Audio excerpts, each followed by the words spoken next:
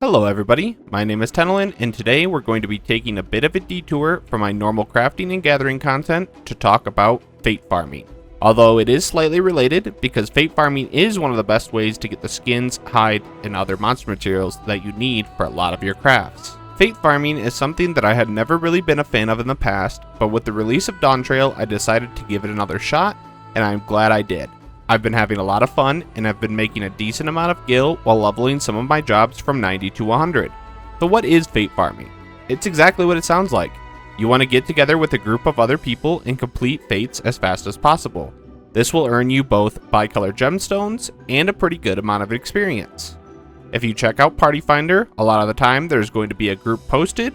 Just join up with them and make sure you move together as a group for quicker and easier completion. But why do you care? What's so good about fate farming?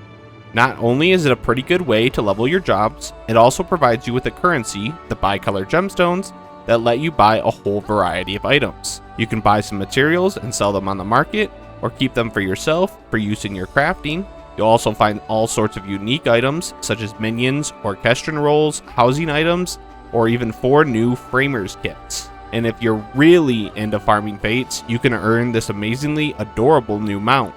I'll touch on how you can get that in a minute though, as it does require you to do some unlocking with the shared fates system. Convinced to do them yet? Good. Let's talk about the little details that will help you out. Soloing fates is the slowest way to do them. You should always try to get as many people into a party as you can and work together as a group. It not only makes it easier, but being in a party helps you get gold credit for maximum rewards for a lot less effort. Always make sure to check Party Finder under the Fates tab to see if anybody else is running in your map. If they're not, don't be shy, create your own party and people will join along. Feel free to click this button here and put your Party Finder into the shout chat so others can see it and they may want to join as well. Early into Dawntrail is the best time to get these fates done for multiple reasons, but the biggest one is instances. Right now, to combat potential issues with congestion, all of the maps have multiple instances, and each of them have their own individual fates that spawn, meaning that we can use this to hop between each of them and farm fates even faster than we can on a normal map. No more downtime between fate spawns. Simply clear out one instance and move to the next, rinse and repeat. In doing this, I was able to do fates non-stop for hours with almost no waiting in between. There are a few pointers that I'd recommend to make your fate experience better. First off, make sure you're using your chocobo, even if it's not that good. Your chocobo companion can be summoned using glacial greens and it will help you out in combat. I personally have mine set up to just focus on healing me, just in case I accidentally step into some AoE damage. Next, keep an eye out for Forlorn Maiden spawns. Anytime a Forlorn Maiden spawns, it will show in text on your screen. You just have to find it and then kill it. You will need to kill them before the fate completes, and they will give you bonus experience and bicolor gems, as well as a buff for the next fate that you complete that will do the same. This buff will not last between instances though, so there are some cases where it is better to stay in the same instance if you have this buff up, and wait for another fate to spawn if needed. Occasionally, bonus reward fates will spawn as well, and these should always be your priority as they give double the reward of a normal fate. Let's go back to talking about the shared fate system that I mentioned earlier though, for that adorable mount. If you check your travel menu and then click on shared fates, this will pop up, which shows you how many fates and what rank you are in each zone. This is essentially a reputation system with the bicolor gemstone vendors in each map, where the more fates you complete, the higher your rank, which allows you to access some new items as you rank up. For example, in map 1, you can buy the crafting materials at rank 1, a housing item at rank 3, and a minion at rank 4, which is the max. I'll put a link in the description that breaks down what each vendor has, as well as the rank you need. In order to get the max rank, you'll need to complete 66 fates in that map. Ideally, you want to complete 66 fates for max rank in every map, as that is how you unlock 2 additional vendors, one in Tulilolal and one in Solution 9. The 2 city-based vendors will sell you the Torali bicolor gemstone vouchers for 100 bicolor gemstones each, and you need 500 of these vouchers to obtain the mount of your dreams.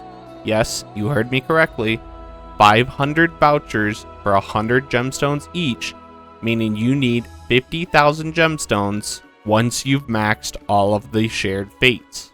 On average, that's about 2,500 fates completed after your max rank.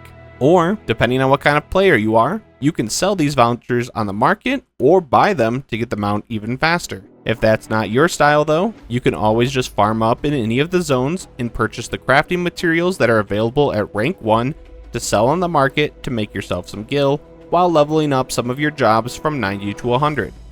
As of recording this, I've done 3 of the zones completely and managed to get my Sage from 90 to 100, and my Reaper is 94 as well. But fates aren't just for Dawntrail. If you're a little bit lower level or you haven't gotten to the newest expansion yet, you can also go ahead and go back to any of the Shadowbringers or Endwalker fates and level as well there. These will also get you Bicolor gemstones that you can use to purchase different varied materials from them as well, and all of them have a shared fate system that works in the exact same way as Dawntrail, allowing you to rank up on each of the individual maps and unlock new items as you do. And the Endwalker one also has a Bicolor gemstone voucher that's selling for about 90 to 100,000 a piece, and it has the same conditions where you need 500 of them to get the Wyver mount. So, it may be, if you're not as far in the MSQ as Dawntrail, and you want to make a little extra gil or get your characters leveled, fates are still a great way to do it. Or, if you are at Dawntrail and you've maxed out your shared fates for Dawntrail, but you haven't done so for Endwalker for example, feel free to go back and earn Bicolor gemstones doing those fates and level up your shared fates in those zones, which you can then use the Bicolor gemstones to purchase the Torali Bicolor gemstone voucher to be able to make a little bit of gil or work your way towards that mount. One thing that was pointed out to me by one of my friends was that moose flesh, something that you can get from the moon and Endwalker, is actually selling better and at a higher price than some of the higher level Dawntrail materials, such as the level 98 hide from the final map in Dawntrail. This I can only guess is because it is used to make moon gel, which is in some of the recipes from 90 to 100. So, just make sure you check out all of the vendors. Again, the link is in the description that lists out all of the items that each of the vendors have, and check out the prices on your server to look for more unconventional ways that you may be able to make some gil. Sometimes, some of the older patch items are just forgotten about in the ways that you acquire them. This is a great way to make some gil that a lot of other people don't think about. That about covers everything though. While leveling up my shared fates, I purchased a couple thousand of a few different types of crafting materials, all of which were selling for anywhere between 1,500 to 2,000 gil, making around 2 to 3 million gil while doing this. It's definitely not the most lucrative way to make some gil, but it is a nice way to both level up your jobs and make a little bit of gil on the side, and if you're really hardcore into getting those mounts, this is how you're going to have to do it. So get ready for it and have fun. Thank you very much for watching. If you liked this video and you found it helpful, please don't forget to subscribe or give me a like on the video. I very much appreciate it. I hope you all have a great day.